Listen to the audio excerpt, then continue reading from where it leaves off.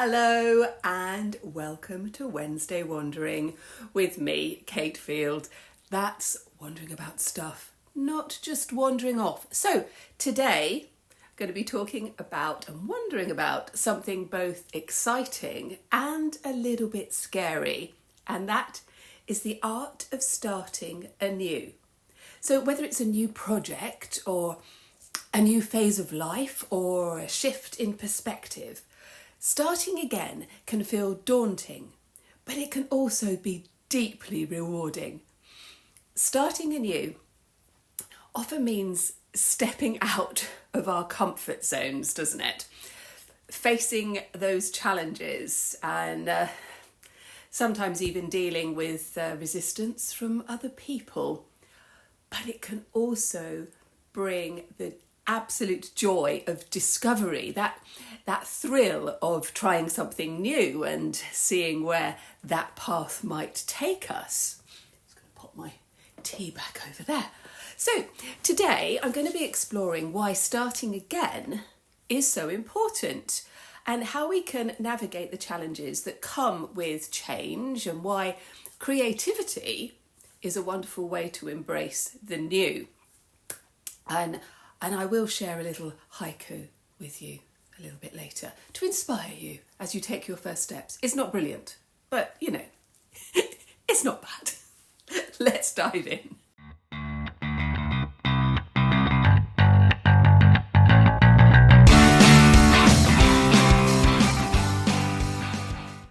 So, the importance of starting again. It's really important to forgive yourself if you feel that you need to start again. Start all over again. So this is really what I want to stress in this week's Wednesday Wandering, because it's important, because life is not a straight path, is it?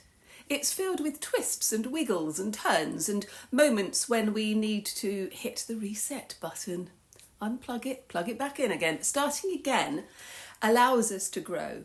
It allows us to learn and to keep moving forward, even when things don't go as planned. And let's face it, how often do things really go as we planned? Sometimes we think of starting over as failure. I really want to stress this, because it's not. It's an act of courage. It's about saying, I am willing to try again. I am willing to adapt and to explore, to learn what I've done. And in many ways, every beginning is an opportunity. It's a chance to create something better, something brighter, or something just different. And let's be honest, it's not always easy to give ourselves this permission to start again. But, you know, with an analogy of nature, trees losing their leaves in the autumn to burst into life again in spring, starting over it's natural.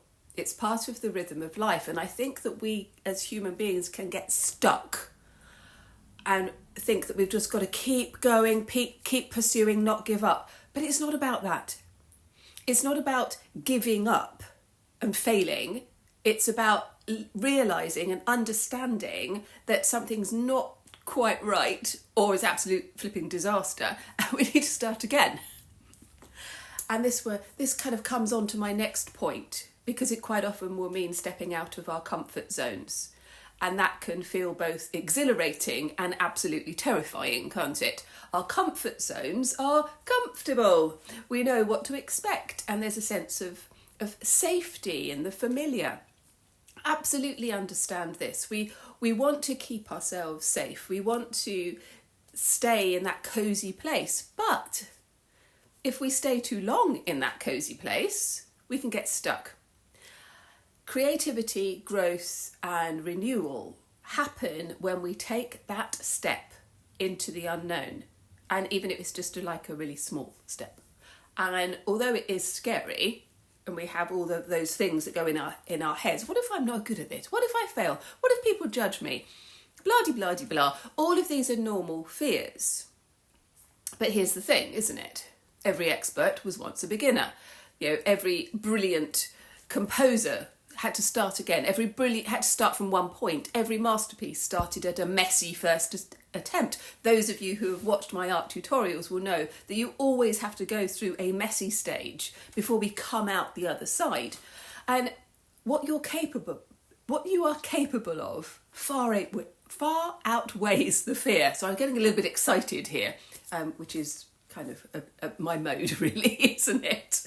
But as exciting as new beginnings can be, they can come with challenges. And one of the biggest hurdles is often the reaction of those people around us. Often people who love us and we love, our friends, our families, who care about us, but they may resist the idea of change. Most often because their concern comes from a place of love. They're worried about us. They're worried about us taking risks, stepping into the unknown, becoming upset and disillusioned. And this protective instinct can sometimes feel like opposition, making us doubt ourselves. And this is why it is so important to listen to those concerns and acknowledge them, because they're coming from a place of love, but staying true to your own path. Because change isn't hard just for us, change is hard for people around us. And it's okay to reassure them, but it's also okay to say, this is something that I need to do. This is something I need to do for myself.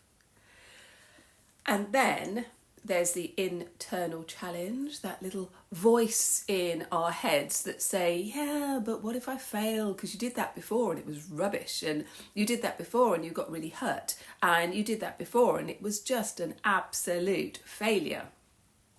But this is the thing. When things don't go as planned, we learn, we grow, and we move forward. We move on. So I did promise you a little haiku. So I've just got it up there, so I'm just going to read it out to you. And I do love this kind of writing little haikus. So here it is. It's about a little reminder to embrace the new. So, leap into the new. Fear dances with bold delight. Joy waits in the wings. I hope you like it. It's not brilliant, but it is from the heart. And it's a reminder that courage and joy are partners. They work together to guide us forwards. And I just feel this is really, really important. So my last point is about the delight of discovery, of learning something new. And I do my podcasts here in front of my little library here, because everything is to be discovered, isn't it?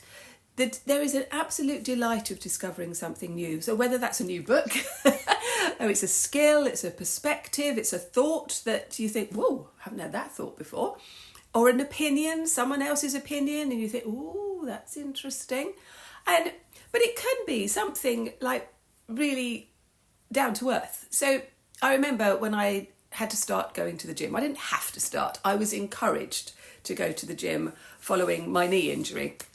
It wasn't something I'd ever done before, and just the thought of going to the gym was really quite scary and quite intimidating as a 60-year-old woman. I thought, oh my gosh. But after a lot of encouragement from the wonderful friendly gym that I have joined, I really enjoyed it. And it is, and one of the instructors said to me, the hardest thing is just stepping through the door. And that is so true. It was me stepping out of my comfort zone, seriously stepping out of it, and then just taking a deep breath and thinking, well, what's the worst that can happen? And if it really is terrible, I'll just walk out again. But I discovered joy and some confidence and found out that I was actually probably the most flexible person in my Pilates class because I'm a dancer. So that was fun. So yes, I went on a little wander there down the gym. So how can we embrace the art of starting anew? So I thought I'd give you a few ideas just to get you going, and I'm sure you will have ideas of your own. Take small steps. You don't have to overhaul your entire life, unless that's something that you think that you really want to do and you're going to just dive straight in. It doesn't really work that way. Tiny little steps, they can get momentum. So in art, try a new medium. If you've always done watercolour, try acrylic. If you tried acrylic, try watercolour. Sign up for classes that intrigue you. Follow other creators on YouTube and learn stuff. Focus on the process. I talk about this all the time in my art classes. Forget about perfection. Enjoy the process. Picking up the brush, painting, creating, working with clay, working with wool, working with textiles, doing some sculpture. Doing something different and trying it out and enjoying the process, not worrying about what the end result is going to be. Remember, you will always go through a messy stage, and every step is a victory, however small. And you don't have to show anybody, do you? It's yours. Then reflect on what you've learnt. Take time to think about what stepping out of your comfort zone has taught you. The challenges come with valuable lessons, don't they? They just think, oh yes, I actually really don't like that messy stage, but I know I need to push myself through it. Remember that starting anew is an act of courage, of creativity and of hope. And it's about you giving yourself permission to step out of the familiar, to confront your fear and to embrace those possibilities ahead. So as you go through this week, I'm encouraging you to take that first step, however small it might be, and see where it might lead. Because you never know what joy or discovery is going to be waiting for you on the other side. I would love to hear your thoughts. Tell me what you're thinking of doing. Tell me what you've kind of wanted to do, but you haven't done because you're feeling a little bit scared. And thank you so much for joining me on this Wednesday Wandering. And until next time, keep creating, keep exploring, and remember, every beginning is a chance to shine. And if you haven't liked and subscribed yet, what are you doing? That would be wonderful. And I will see you next time. Bye-bye.